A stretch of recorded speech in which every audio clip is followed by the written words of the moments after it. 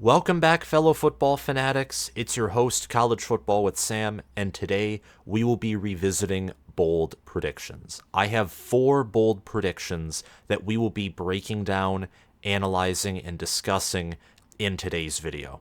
This will be part 5 of the series, and my next bold predictions video, part 6, will be the final installment of this preseason series. Make sure to comment more of your own bold predictions down in the comment section of this video, as part 6 will be a subscriber special, where I go through your bold predictions that you've commented in parts 2, 3, 4, and 5 of the bold predictions series. I'll go through, select a plethora of those bold predictions, and analyze them and break them down in part 6. So you can get notified when I release that video, along with my updated Big Ten predictions video that will release tomorrow at 4 p.m. Eastern Time. Hit the notification bell, hit that big red subscribe button, like this video, and watch it all the way through, as some of the bold predictions in today's video do relate to my Big Ten predictions video tomorrow. Sit back, relax, we're going to go through these 4 bold predictions and talk some college football. First off, in its final season of existence, the Pac-12 will have multiple college football playoff contenders. And by multiple, I don't mean more than 1. I don't just mean 2. I mean 3 or 4. Potentially 5. I think that Washington, Utah, Oregon, Oregon State, and USC all have the potential this season of being college football playoff teams. All of them are ranked in the top 25 of my power rankings. All of them are ranked in the top 15 of my own preseason poll. My top 25 video will be releasing next week, and in 2 weeks, my power rankings video will likely release as well. But the Pac-12 is very strong this year, and I think many agree with me. I especially think that the Pac-12 has multiple national title contenders, not just college football playoff contenders. I'm talking about teams that can, if they reach the college football playoff, they have a decent chance to win it all. I think of USC with Caleb Williams, even though in another one of my bold predictions, I discussed that I don't think USC is even going to reach the Pac-12 championship game, and I have them going 9-3. That's my own prediction, but I know they have the potential to reach the national championship, to reach the college football playoff and win it all, because they have an elite quarterback in Caleb Williams. They have players on defense. It just depends on how good of a defensive coordinator Alex Grinch is. I think he's a terrible defensive coordinator, but if he coordinates at just an average or above average level with this offense, Lincoln Riley could win his first college football playoff game, potentially go 2-0 in his first college football playoff appearance with the USC Trojans as their head coach. That's just USC. They're one of the more talented teams in the conference by the blue chip ratio and high school recruiting, with guys like Corey Foreman, Bear Alexander on the defensive line, Mason Cobb, and Eric Gentry at linebacker, and then Christian Roland Wallace at cornerback, along with Bryson Shaw. They have a lot of anywhere from solid to average players defensively to elite, best of the best players defensively. Their problem is coaching. It's Lincoln Riley, and more importantly, it's Alex Grinch. Those two are tied together. I think Lincoln Riley will get rid of Grinch after this season, but there's a chance that USC defies all of that, because when you have a generational talent like Caleb Williams at quarterback, you can do most things. And they have players everywhere, and they have a good offensive line. Their running back room is deep, same with their wide receiver room. That's the USC Trojans. And in my opinion, USC is one of the more overrated teams in the 2023 preseason. And yet I think they can still win it all, or at least they can reach the national championship game. What about Oregon? Oregon, I have, just as a spoiler alert, I have them around my top 10. They're near the top 10, or they're just inside the top 10 at like number 10, number 9, number 8. Haven't exactly decided yet. The Oregon Ducks have recruited well, just like USC. They also have problems on defense, just like USC has had. except they've actively went out and tried to fix those problems on defense, bringing in Jordan Birch on the defensive line, for example. That's a big get through the transfer portal. But more importantly, I think Oregon has an even better supporting cast on offense than USC does. Oregon has amazing players on the offensive line, like Jackson Powers Johnson, who's going to be the starting center, or Josh Cornerly at offensive tackle. At wide receiver, they have Troy Franklin. Tight end, they have Terrence Ferguson. And at quarterback, they have Bo Nix, and running back Bucky Irving. That offense might be the fastest offense in the country. Now, from a physicality standpoint, Georgia, Michigan, Ohio State, you could name a few other schools, have more physical offenses, in my opinion. But Oregon's fast, and Oregon plays none of those teams in the regular season. They don't. They play Washington, Utah, USC, Oregon State, and also a road game at Texas Tech. I think those will be their 5 toughest games out of their 12-game regular season.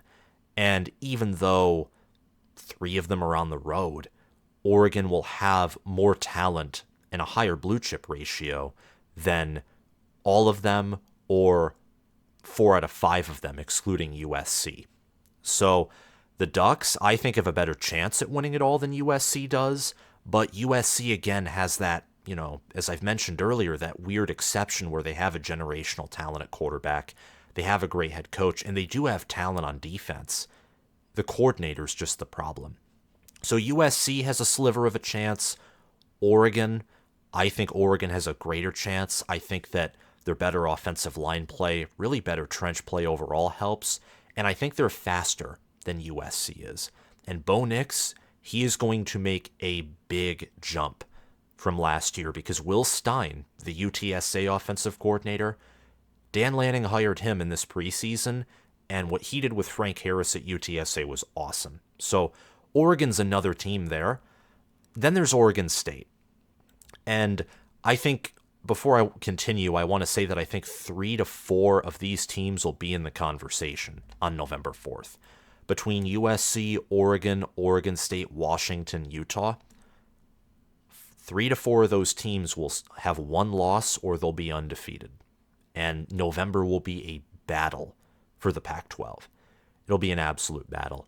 And I also think that the Pac-12 championship game will feature 2 one-loss teams.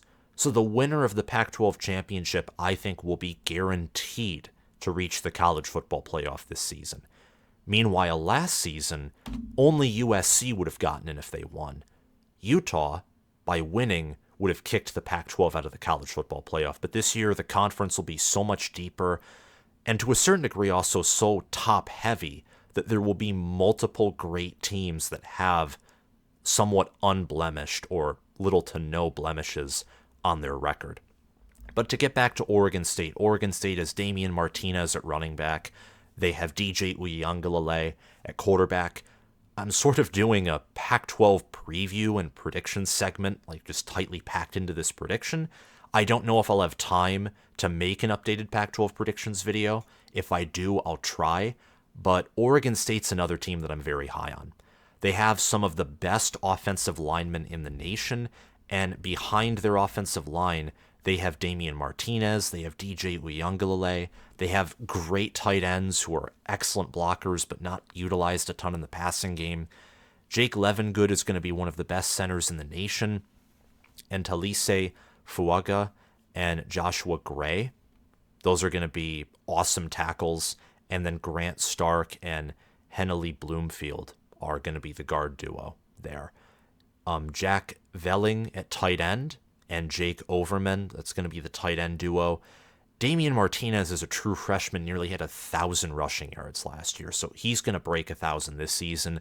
And DJ Uiagalelei, he's going to improve. He's going to be a top 20, top 25 quarterback this year because I believe in Jonathan Smith that much, unlike Brandon Streeter, who now rightfully is only serving as an offensive analyst at Georgia, where he will probably help develop the quarterbacks or recruit for the quarterbacks, but he cannot be anywhere near play calling or scheming.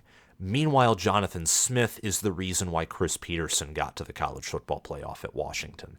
So Oregon State's another team to look out for. And then there's Utah and Washington, who I think, and my power rankings agree with me, will be the two best teams in the Pac-12 this season. Utah, they have Oregon State's defense where it's stout, but then Utah has, I would say, an upgraded edition of Oregon State's offense. The schools are very similar, but Utah has better talent. Utah, well, I don't think they have as good of an offensive line. They have more talent on defense. They'll have the better quarterback in Cameron Rising. They have a top 5 running back room in the country, and their tight ends are better, which is surprising because Oregon State just produced an NFL prospect out of a tight end. But Brant Kuthi at tight end, Thomas Yasmin, those are big names to look out for. And then Jaquindon Jackson averaged over 6 yards per carry last year. He's going to have over 1,000 rushing yards again. Cameron Rising was nearly top 10 in quarterback efficiency according to ESPN, and he comes back. Now, we don't know if he'll start week 1 against Florida, but I think Florida's a dumpster fire of a program anyway, and I don't see how Florida will beat Utah this year. Baylor could be concerning. I think Baylor's going to improve compared to last year, and it's on the road for Utah. Utah has a tough schedule. At Oregon State, at USC, hosting Oregon, at Washington. 3 of their toughest 4 games are on the road. And I didn't talk about Oregon State's schedule too much, but they host Utah and Washington and play at Oregon. They have one of the easier schedules out of the teams that I think can win it all in the Pac-12. Oregon State is a curious case. They have a lot less talent than USC, Oregon, Washington, Utah. They're the least talented team that I'm high on, but they're so good developmentally and they're so sound in the trenches and on defense. You got to wonder that maybe they have the Pac-12 figured out. If they find a way to stop those offenses, they'll certainly be able to score on Pac-12 defenses. Utah is probably the most fundamentally sound team besides maybe Oregon State in the Pac-12. Washington, on the other hand, who I think is going to reach the college football playoff, but I've discussed that in prior videos, they're not necessarily fundamentally sound entirely, but their defense has players like Asa Turner at safety. At least that's how I remember his name. Correct me if I'm wrong, but I'm pretty sure it's Asa Turner at safety. I know that Jabbar Muhammad is there. Very good cornerback from Oklahoma State. And they have 2 NFL pass rushers. The Huskies do, which combining that with an offensive line that has players like Troy Fautanu, Julius Buello, Mateo Mele, Nate Capello, and Roger Rosengarten, one of the best offensive lines in the country right there, having Braylon Trice and Zion Tupola Fatui. Those are 2 defensive ends who are going to be drafted in 2024. And on the interior of their defensive line, Alumo Ali and Tuli Latuli Gassiona. Hopefully I got that name right. If not, again, correct me in the comments down below. I love having discussions, and I love gaining information from my followers. But the defensive line will be great. The secondary should improve. I think the addition of Jabbar Muhammad is going to be huge. We haven't even gotten to the offense yet. But Cameron Davis, Michael Penix Jr., Jack Westover, Jalen McMillan, Jalen Polk, Roma Dunze, Jeremy Bernard, Giles Jackson, Denzel Boston, and even Devin Culp, the backup tight end. I just named the backup wide receivers. I don't know if there is a better skill position group overall in the country. If you took out quarterback, Ohio State's would certainly be better, but I think Michael Penix is going to be a top 4 quarterback this year. So Washington has one of the best O-lines in the country. They have one of the best skill position units in the country, like accounting for every position on offense outside of the offensive line. So altogether, they have no holes or weaknesses offensively. Cameron Davis is a very underrated running back, and they have Dylan Johnson behind him. Their D-line will be good. Their secondary will improve. This team is going to reach the college football playoff. I'm absolutely confident in that. And if they don't, someone else from the Pac-12 will. 4 out of the 5 teams will be in playoff contention in the month of November, the beginning of the month of November. And that's when the big games begin. Utah and USC, they play late October, but USC has a chance to keep their hopes alive if they lose to Utah for the third time under Riley, with a home game against Washington the first week of November. Then Oregon hosts USC the following week. Washington hosts Utah, I think the same week that Oregon and USC play. That's going to be an amazing doubleheader for Pac-12 football. And Oregon State closes out the year with a tough 2-game stretch against Washington and then on the road at Oregon in the Civil War game, the final Civil War game in Pac-12 conference play. It sounds like they're going to try and keep that game as an out-of-conference rivalry. But the Pac-12 is insanely deep this season. And I think that one of those teams is guaranteed to reach the college football playoff. Maybe it'd be very funny if this happened. 2 Pac-12 teams getting into the college football playoff in its final year of existence. That would send the college football world into space, into outer space. Having 2 Pac-12 teams and 2 Big Ten teams, as I'm a Big Ten fan, that'd be my dream of a college football playoff this season. Bold prediction number 11 in the whole series. Auburn and Hugh Freeze will beat Alabama. This one I'm not going to spend nearly as much time on for obvious reasons. There's so much substance in talking about 5 Pac-12 teams and giving reasons as to why they can all reach the college football playoff and why all have at least probably anywhere from a 1% chance to, I'd say, a 10 to 15% chance of winning it all. Let's actually cap that number at 10%. None of those schools are at Georgia, Ohio State, Michigan, or even an Alabama, at least in terms of talent and reputation. However, Alabama, speaking of which, this year, they have so many questions. Their offensive line should be good. It should be near elite, but I don't think it will be at the level of Michigan's, Georgia's. I don't even think it'll be at the level of Ohio State's. They'll have better tackles than Ohio State, but Ohio State's interior 3 will be among one of the best in the nation. And then going back to the Pac-12 with Oregon, Oregon State, Washington, I don't think Alabama will have even a top 6 or top 5 offensive line this season.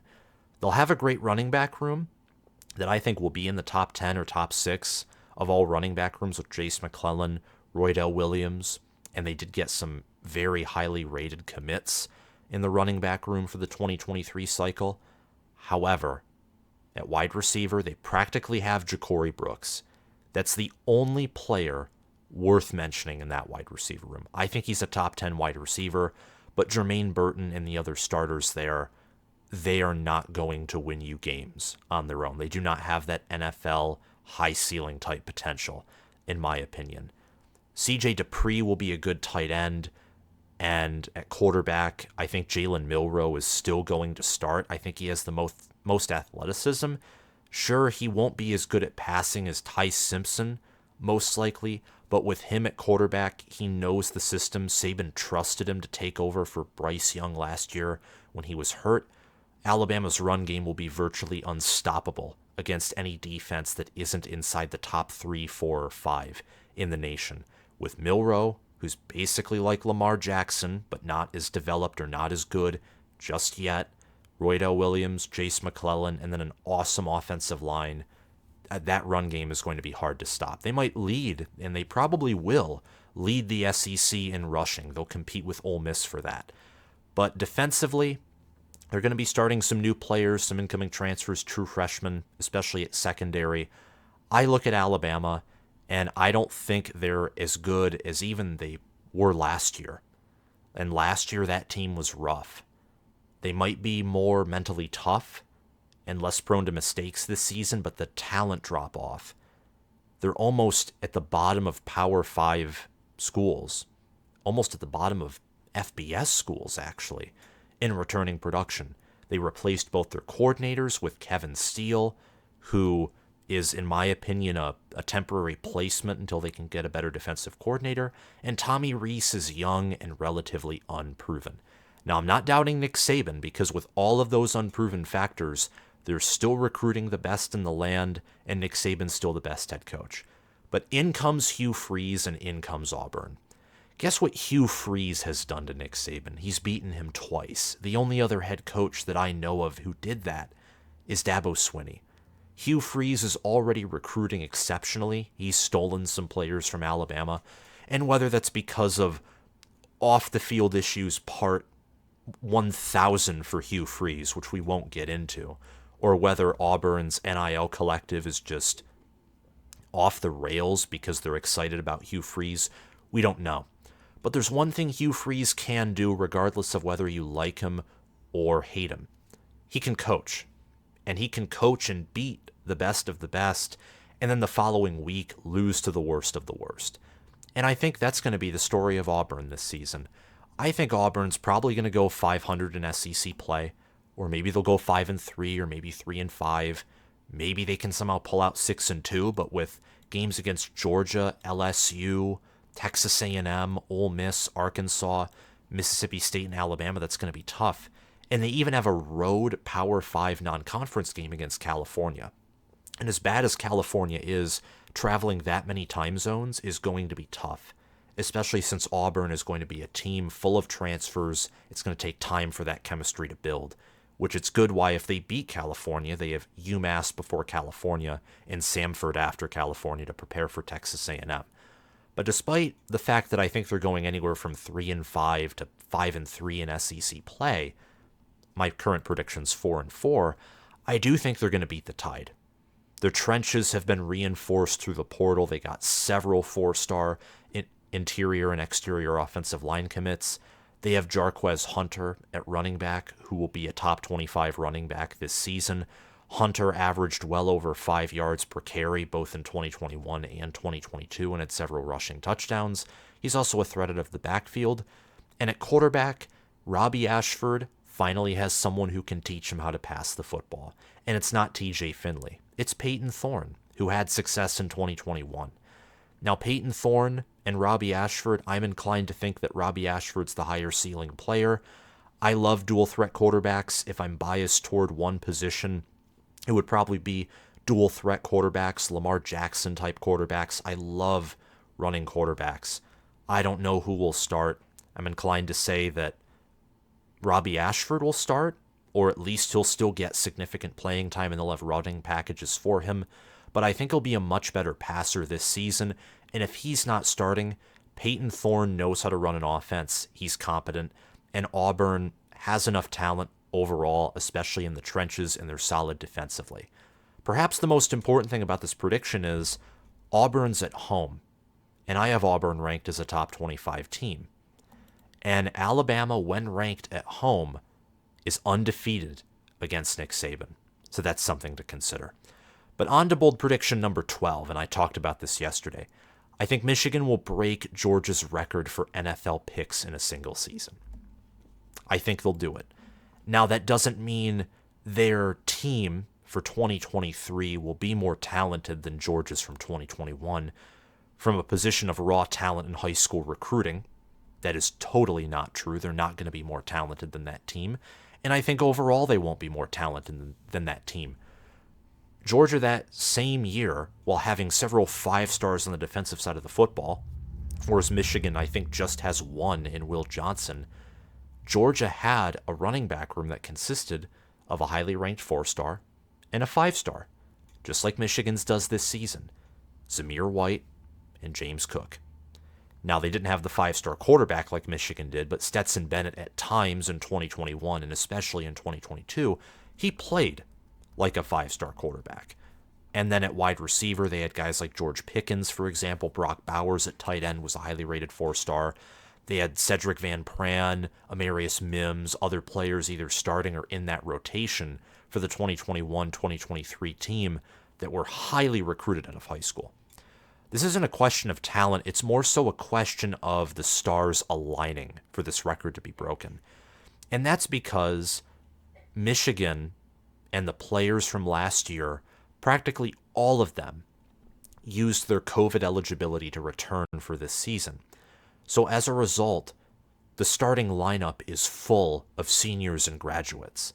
And the only players on offense who will start and get significant playing time, the only ones who are not graduates or juniors or who won't likely who don't have to declare for the NFL, or it may not be in their best interest depending on how the season turns out to declare for the NFL, is Darius Clemens, that's one, Tyler Morris, another wide receiver. One of those two will be a backup. That's 2.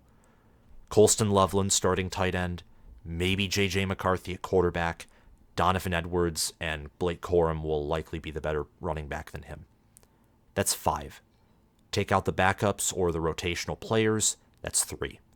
And I have Michigan winning the national title that year, so that means Donovan Edwards and J.J. McCarthy, likely because it will be the right time, will declare for the draft, which means that only Colston Loveland and Darius Clemens would be the only 2 returning starters, projected according to ourlads.com, returning in 2024. So that's 9 players. Trevor Keegan, Drake Nugent, Zach Zinner, Ladarius Henderson, Carson Barnhart, and or Trente Jones. That's a backup tackle who was rated very highly by PFF. 5, if not 6, including the backup Trente Jones, will be drafted. Likely.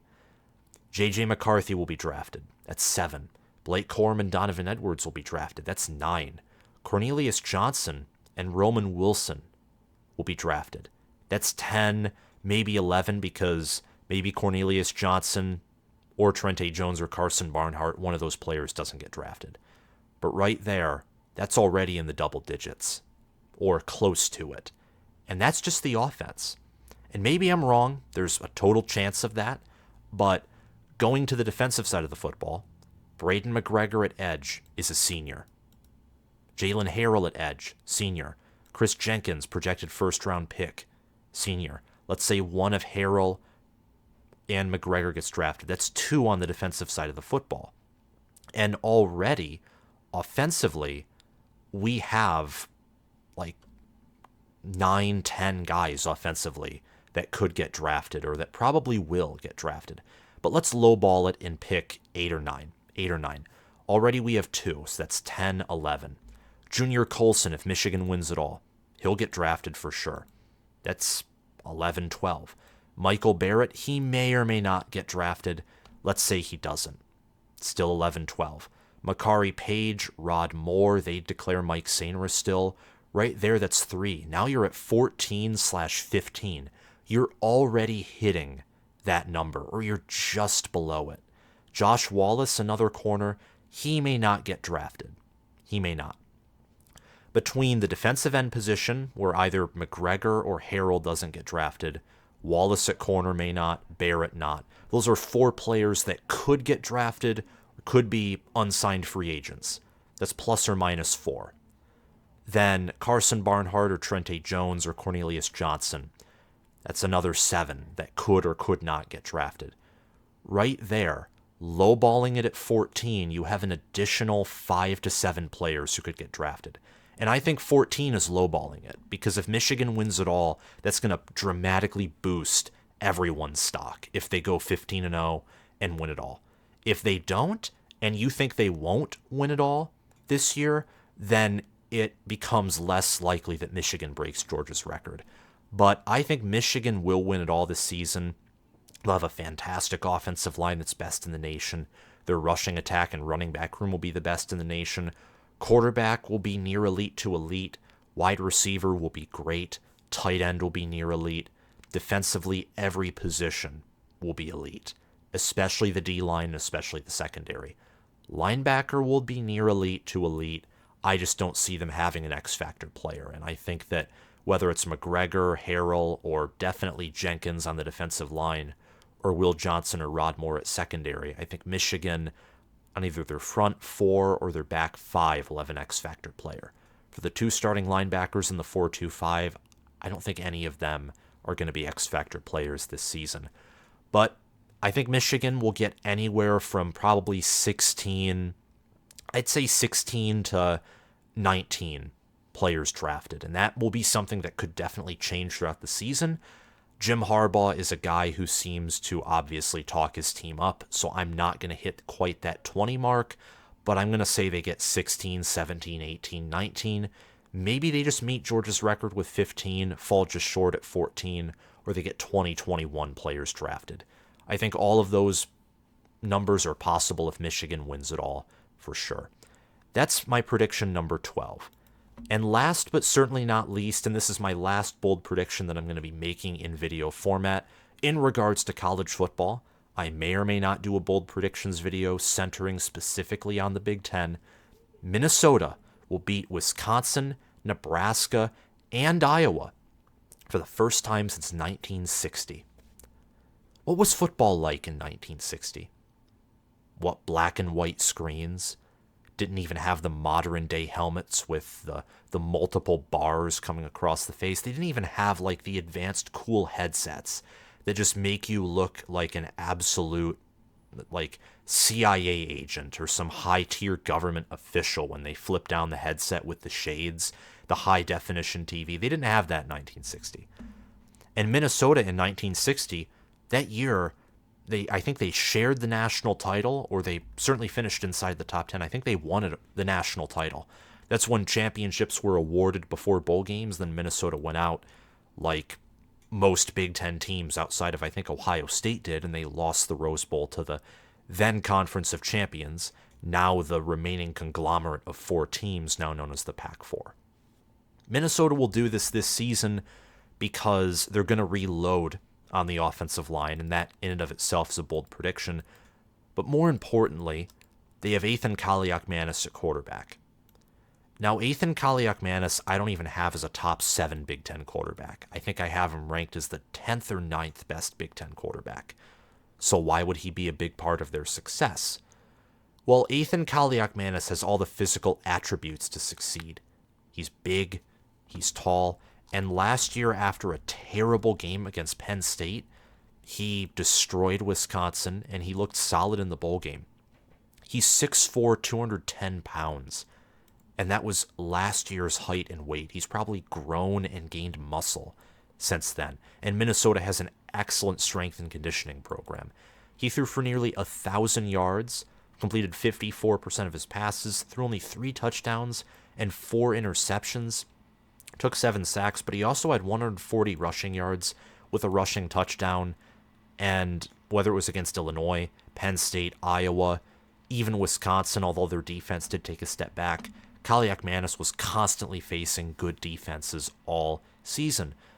And it wasn't planned for him to play this much. He had to play because Tanner Morgan kept getting hit in the head, kept getting in concussion protocol and suffering from injuries, which is very unfortunate because I liked Tanner Morgan. But against Wisconsin, 2 touchdowns, 319 yards, a 180 passer rating, a 91.9 QBR. And he had a 79 QBR against Iowa, where he had some scrambles, threw for almost 100 yards. Against Nebraska, he had an 80 QBR. His worst game of the year was extremely limited action against Illinois and a bad full-time game against Penn State, where he still threw for a touchdown, scrambled for nearly 50 yards, and that was the whiteout game. So first game where you're full on the starter and you're in college football's most hostile environment, which is a late night whiteout game. That's college football's most hostile environment, is a whiteout game at night. Beaver Stadium's amazing. And you're thrown into the fire. And he survived, and I think this season, as long as he has a good supporting cast, he'll succeed. I don't think he's the type of quarterback, and this is why I have him at 9th or 10th, where if his supporting cast falls apart, I don't think he's there developmentally to where he will carry the team on his back. I don't think he can do that. I think even Cade McNamara or Noah Kim or some of these other quarterbacks who have less physical attributes than Kaliakmanis, I think just due to their mental state, or for Noah Kim, he is more athletic, but he is less proven. The fact that he has athleticism and the fact that he, it really goes back to athleticism there, and also the fact that he has a great tight end room, and Michigan State does.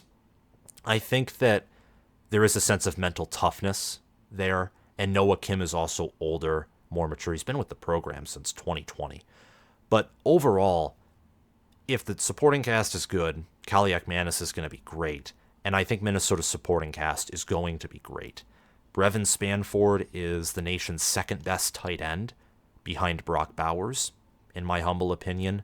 The wide receiver core, I have ranked as in the top 7 of the Big Ten. More specifically, I have the wide receiver core as the 4th best in the Big Ten for Minnesota. They brought in Corey Crooms. They returned Chris Altman-Bell, who's gone through several nagging injuries, but hopefully, if he stays healthy this season, they'll do well. And even if they don't have Chris Altman-Bell, again, you have Corey Crooms, you have Brevin Spanford, you have another player who broke out last year in Daniel Jackson, and you have Elijah Spencer, who had over 1,000 receiving yards at Charlotte. Lameke Brockington is another player to look out for. Minnesota could go 5 wide, legitimately, with Spanford at tight end, or just 5 wide receivers, anywhere from Brockington to Corey Crooms. And they could go 5 wide, and they can have success, and they can be a legitimate threat with 5 receivers out there. On the offensive line, Nathan Bowie, I think, is going to be an amazing center. He won't completely replace John Michael Schmitz, but he'll fill his capacity to anywhere from, I'd say, 3/4 to 90%. He'll plug in and immediately be one of the 15, 20, maybe 10 best centers in all of America. I think Minnesota is that good on the offensive line, and they're experienced there. They have few starters, but Tyler Cooper, Nathan Bowie, Quinn Carroll are redshirt seniors, and Ariante Arce and Martez Lewis, the tackles, they're redshirt juniors. So they're experienced guys who've been with the program for years. They're veterans in their own right. And then Sean Tyler at running back, Bryce Williams, Zach Evans, Jordan Newbin, Tyler Newbin's brother. Sean Tyler, great running back from Western Michigan, and Bryce Williams has been with the program for years and is very reliable. And defensively, Joe Rossi always has a solid defense, and they return players like Kyler Baugh at defensive tackle, for example, along with Jod Joyner and Danny Strigo. And don't forget Tyler Newbin at safety and Justin Wally at corner, who I think will be all Big Ten players at their respective positions. I think the Gophers will go 10-3 and win the ReliaQuest Bowl against Tennessee. The Golden Gophers will be a top 6 team in the Big Ten. They'll be around there with Iowa. I have them losing to Ohio State and Michigan. Yes, they have one of the toughest schedules in the country, and also dropping a home game against Illinois. I think that Minnesota this year is going to be just so much more dynamic offensively than Iowa is. They'll still manage to have a better offensive line. And defensively, Iowa has good tight ends. Caleb Brown will be a good wide receiver. And it's on the road at Iowa. But Minnesota's going to be angry after that Michigan game, which I think will be a home loss where they'll compete for a few quarters, but Michigan will pull away and possibly end up, I think, humiliating Minnesota in a similar or likely greater fashion than Ohio State did in 2021. Minnesota's going to be motivated in that game, which is why I have them winning. Nebraska to open up the year. I think Minnesota's wildly better than Nebraska, and they host them. And Wisconsin, they have Wisconsin's number. I think they have a mental advantage and a toughness advantage over Wisconsin, and it's a home game. You know that regardless of Minnesota's record, unless they're absolutely terrible, it's going to be a sold-out, loud environment. I only have Minnesota losing to Illinois because PJ Fleck typically has a game where he loses to an opponent that he shouldn't lose to, and Illinois, I think, will have... It's after the Michigan State game, I think, on the road at Iowa, and a victory at home over Michigan State. Minnesota they'll probably be tired or on some kind of a hangover after those 2 games. Illinois is going to be opportunistic coming off of a home loss, likely to Wisconsin. And Brett Bielema has had PJ Fleck's number over the past 2 seasons, and I find it hard to believe that Minnesota is going to beat both Illinois and Iowa, who play similar styles of football. At the end of the day as well, I like Illinois' offensive coordinator much better than I do Iowa's as well. And Minnesota, as a team who will be good on offense this season, Illinois and or Iowa, if they want to beat Minnesota, they'll have to equal the punch that Minnesota's offense is going to give. So those are my 4 bold predictions for my part 5 of my bold predictions series. Thank you guys so much for watching this video. If you liked it, please hit the like button, subscribe to the channel, and comment your thoughts on my bold predictions down below. Thank you guys for watching, and I'll see you all around. Bye-bye.